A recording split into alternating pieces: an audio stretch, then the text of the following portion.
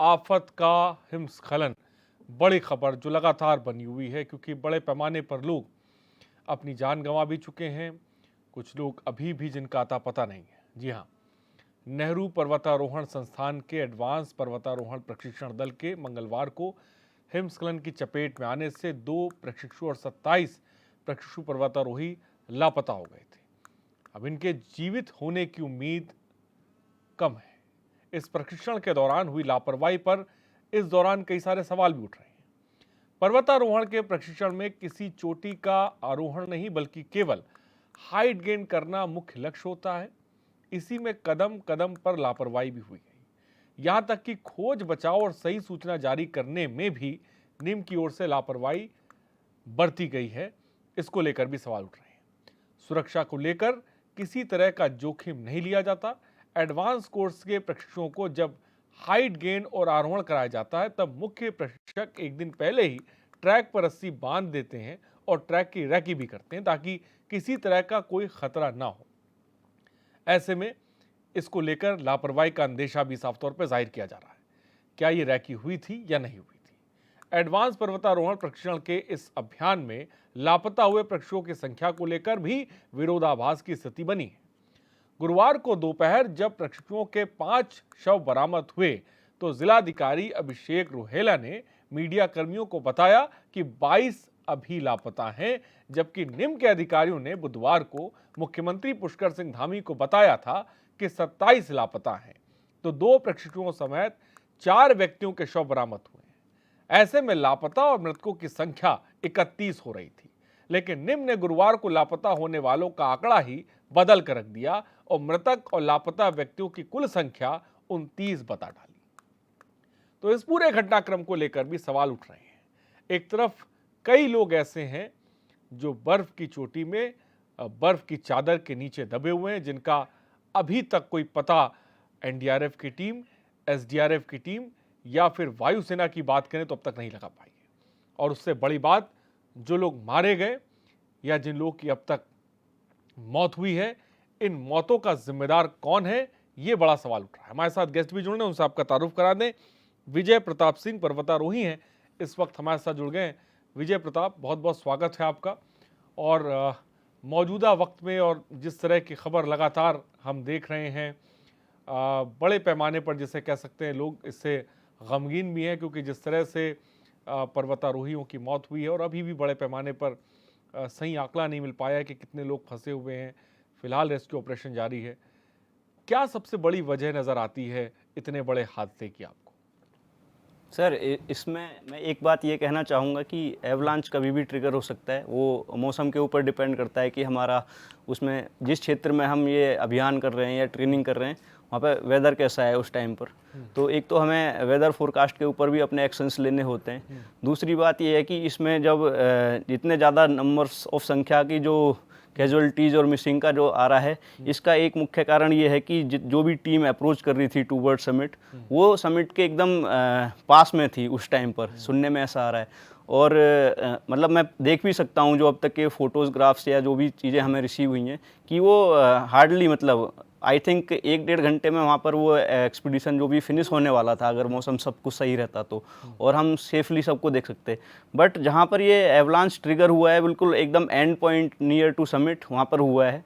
और उस टाइम उस कंडीशंस में जितने भी जो अभियान दल के जो ट्रेनीज थे या जो इंस्ट्रक्टर्स हमारे चल रहे थे, वो सबको रोप अप होना बहुत एक कंपलसरी होता है उस टाइम पर। तो जब ये एवलांच जब हिट हुआ है, तो सब एक रोप के सहारे एक दूसरे से कनेक्टेड थे। और उस कंडीशंस में ज़्यादा हम कुछ कर नहीं सकते, क्योंकि बिल्कुल नियर बाय में ही एक क्रेवास था वहाँ पर। तो एक बड़ी वजह ये भी है कि ज़्यादातर एकदम क्विक रिस्पॉन्ड करने का एकदम मौका नहीं मिला इतनी, क्योंकि भारी संख्या में लोग रोप अप थे, एक लाइन में कतारबद्ध होकर वो चढ़ रहे होंगे उस कंडीशन में। तो एक बहुत डिफ़िकल्ट सिचुएशन आ जाती है। और दूसरी बात ये भी है कि ये एकदम ख़त्म होने की ही कगार पर था ट्रेनिंग पीरियड जो था उनका। एकदम समिट के बाद वो उनका अप्रोच टूवर्ड्स कैंपस होता है। तो हम वहाँ पर ये डिनाई नहीं कर सकते कि सारे जो ट्रेनीज थे और वो भी हैं, तो एक जब वो 20-25 दिन ऑलरेडी एक्सीड कर चुके थे अपने ट्रेनिंग के, 20+ दिन तो हो गए थे, तो काफ़ी थकान वगैरह भी रही होगी। एकदम माइंड घबरा जाता है ऐसी कंडीशन में, क्विक रिएक्शंस में। तो एक ये बड़ी वजह है। और वो जो क्रेवास है उसकी भी गहराई 60 से 70 मीटर से ज़्यादा बताई जा रही है। और फिर ऊपर से जो स्नो का जो वो आया होगा, गुबार जो भी आ रहा है, तो उसकी वजह से काफ़ी, जब 70 मीटर नीचे इंसान जब चला जाएगा दब के और एक दूसरे के ऊपर आएंगे 20-25 लोग, तो उसमें एक कैजुअलिटी रेट का बढ़ने के चांसेस ज़्यादा रहते हैं। तो ये कुछ वजह हैं, इस वजह से काफ़ी लोग मिसिंग हैं और ये सब चीज़ें हुई। विजय जी, साफ तौर पे हम जानते हैं पर्वतारोहण ये एक जुनूनी काम होता है, जुनूनी शौक होता है, इंसान करता है। ट्रेनिंग भी जैसा कि आपने कहा कि इसकी ये ज़ेरे दौरान चल रही थी, जिसमें बड़े पैमाने पर लोग जो है वो पहाड़ पे गए थे। अगर ट्रेनिंग हो रही है तो बेसिक इसमें कोई दो राय नहीं है कि उसकी तैयारियां भी होनी चाहिए, ट्रैक की रैकी भी होनी चाहिए, या तमाम चीज़ों के बारे में भी पता होना चाहिए कि कहीं कोई हादसा ना हो। तो क्या आपको लगता है निम्स प्रशिक्षण संस्थान, क्या कहीं पे चूक हुई है, खासकर ट्रैक को लेकर सही तरह की जानकारी जिसे कह सकते हैं वो नहीं जुटाई गई, जिसकी वजह से तमाम लोग गए और इतना बड़ा हादसा हो गया? क्योंकि तमाम ऐसे तजुर्बेकार लोग वहाँ पर हैं जिनको पर्वतारोहण के बारे में या एवलांच के बारे में शायद बहुत ज़्यादा जानकारी होगी, लेकिन उसके बाद अगर इस तरह का हादसा होना तो कई सारे सवाल उठाता है। सर, सवाल आपके वाजिब हैं, क्योंकि इसमें एक साथ इतने ज़्यादा लोगों की जान गई है और ऑलरेडी मतलब 20+ लोगों की अभी भी डेड बॉडीज रिकवर हो गई हैं आज तक की करंट अपडेट के हिसाब से, जो बहुत ही दुखद है। इनफैक्ट मेरे काफ़ी जानने वाले लोगों की उसमें शामिल हैं, इंस्ट्रक्टर्स एंड जो बैचमेट्स थे। बट दूसरी बात यह है कि हम एवलांच को लेकर किसी पर ब्लेम नहीं कर सकते डायरेक्टली। और जहाँ तक निम के जो प्रशिक्षण संस्थान है, तो सबसे ज़्यादा एवरेस्टर्स जो उत्तराखंड में दिए हैं, जो माउंट एवरेस्ट क्लाइम कर चुके हैं या अननेम्ड पीक्स जो क्लाइम कर सकते हैं, वो हमारे इसी संस्थान ने दिए हैं। मतलब मैंने खुद वहाँ पर ट्रेनिंग ली है, तो मैं उसकी जो ट्रेनिंग पीरियड या हमारे जो इंस्ट्रक्टर्स थे उनके ऊपर कोई मतलब डाउट, नो डाउट, वो सब कुछ एकदम सेफ्टी के साथ करते हैं आगे। और इसमें आपको जानकारी किस तरह की सेफ्टी बढ़ती जाती है जब इस तरह की ट्रेनिंग आप लोग करते हैं, तो किस तरह की सेफ्टी प्रिकॉशंस या मेजरमेंट पे ध्यान रखा जाता है जो बहुत ज़रूरी होता है? जैसे आपने बताया, मौसम की जो जानकारी होती है वो टाइम टू टाइम होती रहती है, ठीक है। मौसम के बेस पर ही अगर जैसे हमने जैसे मैंने बताया, समिट अप्रोच हमेशा खुले जैसे आसमान जो खुला रहेगा साफ मौसम के, उसी में किया जाता है। तो ये जरूर लिया होगा, क्योंकि हमारे पास उस टाइम पर जो यहाँ पर ट्रेनर्स थे, इंस्ट्रक्टर्स थे, उनमें काफ़ी अनुभवी लोग थे। मतलब कुछ जो हमारे CI चीफ इंस्ट्रक्टर ऑफिसर होते हैं, उन्होंने ऑलरेडी एवरेस्ट वगैरह ये सब चीज़ें करी हुई हैं, तो उनको काफ़ी अनुभव है इन चीज़ों का। तो वो काफ़ी पहले रेकी करते हैं। बट हाँ, एवलांच की जब बात आती है, मैं जैसे पहले भी बोल रहा हूँ, ये बिना बताए कभी भी हिट हो सकता है वेदर कंडीशंस पर। कि उस दिन धूप निकली होगी उस दिन, और सुनने में ऐसा रहा है उस दिन मौसम साफ था, तो उसके बेस पर ये जब आइस मेल्ट होनी स्टार्ट हो जाती है, उसके ऊपर मेल्ट डाउन होनी स्टार्ट होती है और प्रेशर बन जाता है, तो फ्रेश आइस होती है, वो रोलिंग स्टार्ट कर देती है टूवर्ड्स। और ये 45 से 50 डिग्री का वो होता है स्लोप, उस पर ये जब नीचे आनी स्टार्ट होती है तो एवलांच हिट हो जाते हैं उसमें। तो सेफ्टी के प्रिकॉशंस लिए जाते हैं। रोपअप थे सब लोग, साइड में क्रेवास था तो ओबियसली रोपअप थे। बट अगर ऊपर से तूफान आ रहा है तो उस कंडीशन में आदमी जरूर बेहाल हो जाएगा। और ये निम का इतिहास भी रहा है। मैं मतलब ब्लेम नहीं करना चाहूँगा इस कंडीशन में, क्योंकि ये दुखद घटना है। बट सेफ्टी प्रिकॉशंस हमारे लिए जाते हैं। इसमें हमारे 35 साल से ऐसे इंस्ट्रक्टर्स भी हैं जो 80s से हमारे पास वहाँ पर मौजूद हैं, जिन्होंने 80s के टाइम पर और 90s के टाइम पर अपना माउंटेनिंग करियर शुरू किया था। तो काफ़ी एक्सपीरियंस्ड लोग हैं जिन्होंने अननेम्ड पीक्स और ये सब चीज़ें करी हैं। तो उनको ब्लेम करना मुझे यहाँ पर सही नहीं लगता है। बट हाँ, ये एक प्राकृतिक आपदा है, बट कुछ सेफ्टी प्रिकॉशंस और हो सकते थे। कुछ किस तरह के सेफ्टी प्रिकॉशंस और लिए जा सकते थे? मतलब मुझे ऐसा लगता है कि अभी जब माउंटेनिंग जो हमारे अगर मैं बात करूं इंडिया में, उत्तरकाशी जिले में ही सबसे ज़्यादा हाईएस्ट पीक्स मौजूद हैं पूरे इंडिया में। अगर नेपाल के बाद बात करें तो इंडिया में सबसे ज़्यादा 7,000 मीटर की सबसे ज़्यादा चोटियाँ मौजूद हैं। मतलब पर्वतारोहण का काफ़ी अच्छा स्कोप है इधर उत्तराखंड में। तो ये सरकार को प्लस ऐसे जो जितने भी विशेषज्ञ लोग हैं इस चीज़ में, उनको चाहिए कि अपने इक्विपमेंट्स अपग्रेड के लिए थोड़ा कोशिशें करें, क्योंकि हमारे पास अच्छे इक्विपमेंट्स नहीं हैं अभी तक इंडिया में। मतलब मैं एक पर्टिकुलर इंस्टीट्यूट की बात नहीं करूंगा, पर हमारे इंडिया में अपग्रेडेशन की काफ़ी ज़रूरत है इक्विपमेंट्स को लेकर। कुछ लेटेस्ट टेक्नोलॉजी आई है, लाइट वेट इक्विपमेंट्स कुछ आए हैं, तो ऐसी तमाम चीज़ों के अपग्रेड्स की ज़रूरत है जिनसे लाइफ सेविंग हो सकती है। प्लस कुछ आजकल ना एक जैसे अभी ये एवलांच आया है, तो कुछ ऐसे रेस्क्यू बैग्स आते हैं जो सेफ्टी के लिए अच्छे कारगर होते हैं। अगर हम ऐसी ऐसी चीज़ों को ऐड ऑन करेंगे तो मिनिमाइज किया जा तो सकता क्या है निम्न safety प्रशिक्षण precaution। संस्थान उस तमाम एडवांस उपकरणों को क्या उसके मद्देनजर या उसके साथ ट्रेनिंग दी जाती है या उसका अभाव है वहां पर? मैं निम की बात ही नहीं करूंगा, ये इंडिया में ही मतलब इस तरीके की ये एक जरूरी है, क्योंकि मैंने काफ़ी इंटरनेट पर रिसर्च की है और मतलब काफ़ी इस फील्ड में काफ़ी लोग जुड़े हुए हैं, तो हमें उनसे अपडेट्स मिलते रहते हैं। बट हाँ, हमारे इंडिया में किसी भी संस्थान में या कोई भी जैसे हम माउंटेनिंग चीज़ें भी करते हैं, तो ये काफ़ी एक्सपेंसिव तो होता है, बट आई थिंक ये ज़रूरी है। अगर आप इस फील्ड में अप्रोच कर रहे हो तो आपको हर तरीके की एडवांसमेंट सुविधाओं को लेना चाहिए। अगर आपको सीधी सी बात है, हमें अपने यहाँ पे माउंटेनिंग और इन चीज़ों को प्रमोट करना है, टूरिज्म को। बड़ी बात आपने साफ तौर पे कही कि प्रमोट करना है, हाईटेक उपकरण होने चाहिए।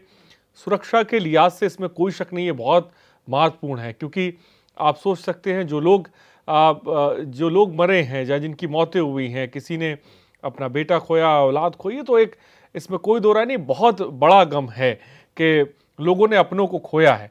लेकिन इस बीच विजय, मेरा सवाल ये भी है कि आप लोग जब भी ट्रैकिंग करते हैं या ये टीम जो ट्रैकिंग कर रही थी, और इस तरह के हालात जो सबसे ज़्यादा कहे जाते हैं कि एवलांच का डर होता है कि किसी भी टाइम ये एवलांच हो सकता है और उसमें लोग दब सकते हैं, तो शुरुआती दौर में किस तरह के कदम उठाने की ज़रूरत है? अगर ऐसी स्थिति बनती है कि वो पहाड़ पे है, तो सबसे पहले आपको ट्रेनिंग में क्या बताया जाता है कि क्या कदम उठाने की ज़रूरत है ताकि कि अपनी जीवन को सुरक्षित रख सकें? हमें ट्रेनिंग के दौरान बताया जाता है कि अगर मैं कहीं अप्रोच कर रहा हूँ मैं माउंटेन्स में और वहाँ पर एवलांच हिट हो जाता है, तो हमें कुछ टेक्निक्स सिखाई जाती हैं। जैसे कि अगर कुछ एवलांच वगैरह आ रहा है, तो सबसे पहले हमें ये बताया जाता है कि आसपास अपना एक सेफ जोन देखें। जैसे कि कुछ रॉक फेस हो सकता है, वहाँ पत्थर हो सकता है बड़ा सा, और हम उसकी आड़ लेके अपना उस आने वाले तूफान से बच सकते हैं, उसके थ्रस्ट वगैरह से, ताकि इधर उधर कहीं क्रेवास में और इस जगह पर ना जाया जाए। दूसरी चीज़, अगर हाँ हम हिट भी हो गए हैं, तो हमें ये टेक्निक बताई जाती है कि हमें अपनी सेफ्टी करनी है। अगर आने वाले कुछ घंटों के लिए, जब तक रेस्क्यू टीम वहाँ पर ना पहुँचे, तो हमें अपना वैक्यूम बनाना है अपने बॉडी के आसपास। हम अपने हाथों का सहारा ले सकते हैं अपने फेस के नियर बाय में, ताकि हम एक वैक्यूम क्रिएट कर सकें, आइस वगैरह हमारे नोज़ में और इन चीज़ों को दबाव न बनाए। इसके अलावा हमें अपने दांतों को भींच के बंद रखना पड़ता है टाइटली, ताकि हमारे मुंह के अंदर भी कोई और वो ना आए। और सेफ्टी, हेलमेट्स और ये सब चीज़ें ज़रूरी होती हैं कि हेड इंजरी और ये सब चीज़ें ना हो, जैकेट्स वगैरह ये सब कुछ लेना पड़ता है। ऐसी बहुत सारी टेक्निक सिखाई जाती हैं, और इसी प्रशिक्षण का ये सारे प्रशिक्षणार्थी वो थे हिस्सा जिस दौरान ये हादसा हुआ है। तो इसी गतिविधियों के, हाँ, ये मिनिमाइज हो सकती हैं चीज़ें, बट इस कंडीशन में थोड़ा सिचुएशन अलग थी। जैसा कि मैं देख पा रहा हूँ कि 70 मीटर का बताया गया है, उसमें 70 मीटर गहरे क्रेवास में गए हैं एक साथ 20+ लोग। तो उसमें जो ऊपर रहा होगा, और कुछ लोग रेस्क्यू भी हुए हैं, उनसे सुनने में आ रहा है कि वो वहाँ से रेस्क्यू किए हैं। मैं आऊँगा ये, और आपसे इस मामले पर भी बात करूँगा कि जो प्रत्यक्षदर्शी रहे उनसे आपकी बात हुई, तो उन्होंने इस पूरे हादसे को लेकर, इस खौफनाक हिमस्खलन को लेकर क्या कुछ बातें, फत का हिमस्खलन जिस पर आज हम बात कर रहे हैं। हमारे साथ विजय प्रताप पर्वतारोही भी हैं, और हम तमाम मसलों पर बात भी कर रहे हैं कि आखिर क्या ऐसा रहा जिसकी वजह से ये हादसा हुआ। हादसे को कोई रोक नहीं सकता है, लेकिन हाँ, तैयारियां हमारे हाथ में रहती हैं। ट्रेनिंग जो होती है वो इन हादसों से बचाती है। क्या लापरवाही नहीं हुई, ये भी अपने आप में बड़ा सवाल है। उत्तरकाशी में प्रशिक्षण के दौरान कहीं ना कहीं लापरवाही को लेकर भी साफ तौर पे जिसे कह सकते हैं बात वह उठाई जा रही है। विजय प्रताप से भी हम ट्रेनिंग के दौरान तमाम चीज़ें, और जब एवलांच होता है उसको समझने की कोशिश कर रहे हैं, उस स्थिति में किस तरह कदम उठाने चाहिए, उसको भी ब्रेक से पहले विजय प्रताप जी ने साफ तौर पे बताया। विजय, क्या किसी आपकी बात हुई प्रत्यक्षदर्शी से इस पूरे घटनाक्रम को लेकर? क्या बताया, क्या खौफनाक मंजर था, ये चीज़ें कैसे हुई, इसके बारे में क्या कोई जानकारी आपको मिली अभी तक? सर, अभी तक मेरी बात, मैंने वीडियोस देखे हैं कुछ, जो रेस्क्यू किए गए जो प्रशिक्षणार्थी थे उनके मैंने वीडियोस देखे हैं। कुछ हमारे इंस्ट्रक्टर्स भी हैं जो रेस्क्यू किए गए, उन्होंने कुछ बताया है। तो उसमें पता चला है कि हाँ, जब ट्रिगर हुआ था तो कुछ लोग जो रोप अप थे, जो एक साथ क्रेवास में गए हैं, वो मिसिंग हो गए थे उस केस में। उसमें से कुछ लोग दूसरे ग्रुप में चल रहे होंगे पीछे, जो रेस्क्यू किए गए हैं। जहाँ तक मेरा ऐसा उन्होंने भी बोला है कि हम उस रोप का हिस्सा नहीं थे जो ऑलरेडी मिसिंग थी, वो उस रोप से अलग थे। तो वो लोग इसमें रेस्क्यू किए गए हैं। कुछ लोग आगे थोड़ा पीछे चल रहे होंगे, मे बी ग्रुप 2। तो इस तरीके से और उनके वीडियो सामने आए हैं और काफ़ी चोटें वगैरह लगी हैं इसमें। कुछ इंस्ट्रक्टर्स भी हैं हमारे, काफ़ी एक्सपीरियंस इंस्ट्रक्टर हैं। इवन एक सर ने एवरेस्ट भी किया हुआ है, अनिल सर ने, उन्होंने काफ़ी लोगों को रेस्क्यू किया है इस अभियान के दौरान। तो उन्होंने यही चीज़ बताई कि काफ़ी रिस्की था, क्योंकि ऑलरेडी ऊपर से स्नो आ रहा है, फ्रेश स्नो, ये सब उस कंडीशन में रिस्पॉन्ड करना बहुत रिस्क भरा काम हो जाता है। उस क्षेत्र में अप्रोच करना जहाँ पे आपको यही नहीं पता कि नीचे क्या है, इस तरीके से। और उस एक्शन में अगर उन्होंने 6-7 जितने भी लोगों को बचाया है, ये एक बहुत एक्ट ऑफ ब्रेवरी हम कहेंगे। और इसके लिए उनको ज़रूर हम बहुत बहुत धन्यवाद कहेंगे कि चलो इतने तो बचे। बाकी अब तो भगवान से ही दुआ कर सकते हैं, क्योंकि अभी जो चल रहा है, अब अभी भी 3 मिसिंग हैं। बड़ी बात विजय के, हम भी भगवान से दुआ करते हैं कि भगवान करे वो भी सुरक्षित हो। लेकिन विजय, जब भी कोई एवलांच के नीचे दबता है या हिमस्खलन के नीचे दबता है, कितना वक्त उसके पास होता है? क्योंकि एसडीआरएफ, एनडीआरएफ, वायुसेना की टीमें एक तरफ लगी हुई हैं, लेकिन तब भी मैं आपसे समझना चाहूँगा, उस जो बर्फ़ के नीचे दबा हुआ है, उसके पास कितना वक्त होता है कि उसे उस वक्त तक सुरक्षित बाहर निकाल लिया जाए? सर, अभी तक की हमारी इंडिया की जो हिस्ट्री रही है, एक हमने केस सुना था सियाचिन ग्लेशियर में, जो हमारे इंडियन आर्मी के जवान थे, आई थिंक उन्होंने मोर देन 24 आवर्स तक का सर्वाइव भी किया था। बट वो जब दिल्ली आरएनआर हॉस्पिटल में गए थे, तो वहाँ पर कुछ 1-2 दिन रहने के बाद उनका वो डेथ हो गया था। वो था। बट हाँ, सर्वाइवल रेट अगर मैं बोलूँगा तो मैक्सिमम 4 से 5 घंटे तक ये रहते हैं। अगर वो कुछ उससे एक्सीड कर रहा है तो वो तो फिर एक मिरेकल ही बोलेंगे उसे।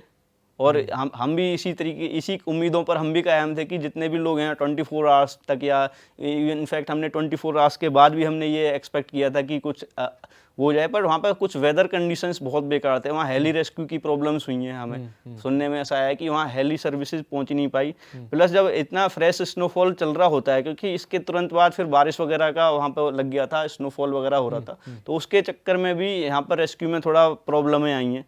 को जो टीमें थी वहाँ पर जो ग्राउंड तैनात थी, जो पैदल जो टीम थी, वो भी उन तक अप्रोच नहीं कर पाई टाइमली, क्योंकि उस तरीके के रास्ते नहीं रहे होंगे वहाँ पर।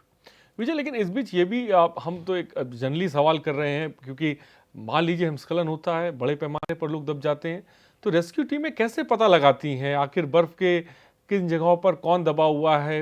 ये रेस्क्यू कैसे किया जाता है? कैसे पता लगाएंगे भाई, इतना बड़ा हिमस्खलन है, बड़े पैमाने पर लोग दबे हुए हैं, एक बहुत बड़े एरिया में जिसे कह सकते हैं बर्फ़ फैली हुई है, आखिर वहाँ पर पता लगाना कि किस जगह पर कोई इंसान दबा हुआ है, कहाँ पे हमें खुदाई करके निकालना है, ये कैसे कोशिश की जाती है या मुमकिन हो पाता है या पता लगाया जाता है? इसमें दो तरीके की चीज़ें होती है। एक इसमें मैप रीडिंग काम आती है। ये एक बिल्कुल मैप रीडिंग के हिसाब से हमें इतना पता होता है कि ये एक्सीडेंट कहाँ पर हुआ है, तो उसके हिसाब से टीम अप्रोच करती हैं। प्लस दूसरी चीज़ इसमें टेक्निकल भी आ जाती हैं। कुछ इसमें जो हमारे इक्विपमेंट्स होते हैं, जिसमें सेंसर्स हैं, जो सिग्नल्स भी देते हैं, ऐसे भी इक्विपमेंट्स रहते हैं जो, जैसे अगर उस ट्रेनिंग टीम के पास वो इक्विपमेंट रहे होंगे, तो उससे भी पता लगा सकते हैं कि हमारे पास एक उसके इक्विपमेंट्स के थ्रू सिग्नल्स। तो मौजूदा वक्त में इस तरह की डिवाइस के ट्रैकरों को दी जाती है?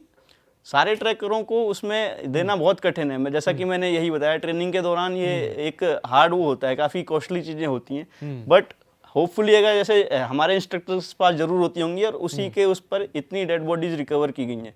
ये एक पढ़ाया जाता है हमें कि इसी इक्विपमेंट को आप यूज़ करेंगे अगर ड्यूरिंग एक्सपीडिशन, और अगर कुछ मिसहैप होता है तो आपके सिग्नल्स वगैरह के थ्रू, जैसे प्रोब वगैरह होता है इसमें, एक उसका टेक्निक का नाम प्रोब है, और भी ऐसे ही बहुत सारे इक्विपमेंट्स हैं। प्लस अभी लेटेस्ट टेक्नोलॉजी भी आ रही है, मैं उस पर भी आपको प्रकाश डालना चाहूँगा कि मैं चाहूँगा कि आप बताएं, ताकि के वो भी टेक्नोलॉजी हमारे हिंदुस्तान में, उत्तराखंड में आए, ताकि के लोगों की जान बच सके अगर भगवान न करे ऐसा हादसा होता है। इसमें एक आपका जो एवलांच के लिए जो सेफ्टी जैकेट्स आती हैं, अगर हम वो सेफ्टी जैकेट्स अपने जो भी लोग अप्रोच कर रहे हैं टूवर्ड्स माउंटेन, अगर उनके पास वो सेफ्टी जैकेट है, ये यूरोप में मैंने देखा है इनको, और भी 1-2 जगह जहाँ पर, मतलब अब तो अपग्रेड हो चुका है ऑलरेडी, पूरा दुनिया अपग्रेड हो चुका है हर चीज़ में। तो वो जैकेट से क्या होता है कि उसके चांसेस बढ़ जाते हैं जान बचने के। अगर हमारे पास वो जैकेट्स हैं तो वो एयर वैक्यूम बढ़ा देती हैं ऐसी कंडीशंस में। एयर वैक्यूम से क्या है कि इंसान बर्फ़ के नीचे नहीं दबेगा, थोड़ा बहुत ऊपर आएगा और होपफुली वो इस तरीके से घटनाओं का शिकार नहीं होगा। ऐसी चीज़ें मुझे लगता है आनी चाहिए गवर्नमेंट को और जितने इंस्टीट्यूशंस को इन चीज़ों के लिए आगे काम करना चाहिए रैपिड स्पीड से साथ। बड़ी बात आपने विजय साफ तौर पे कही कि जिस जैकेट के बारे में जिक्र किया या वो जिससे पोजीशन लोकेशन पता लगाई जा सके कि आखिर कोई शख्स या कोई ट्रैकर कहाँ पे फंसा हुआ है ताकि कि हम उसे बाहर निकाल सके, ये बहुत ज़रूरी है। और इस तरह की टेक्नोलॉजी भी हमारे देश में होनी चाहिए, इन संस्थानों में होनी चाहिए, ताकि कि इस तरह की आपदा जिसमें लोग अपने खो रहे हैं तो उनकी जानें कम से कम ना जाएं। फिलहाल बहुत बहुत शुक्रिया विजय हमसे जुड़ने के लिए और बात रखने के लिए। तो आफत का साफ तौर पे ये हिमस्खलन है और हम बस दुआ ही कर सकते हैं कि वो तमाम लोग जो दबे हैं वो भी किसी तरह सुरक्षित बाहर आ जाए। फिलहाल इन सब को लेकर तमाम सवाल उठ रहे हैं जिस पर सरकार को और निम्स प्रशिक्षण संस्थान को सोचने की ज़रूरत है।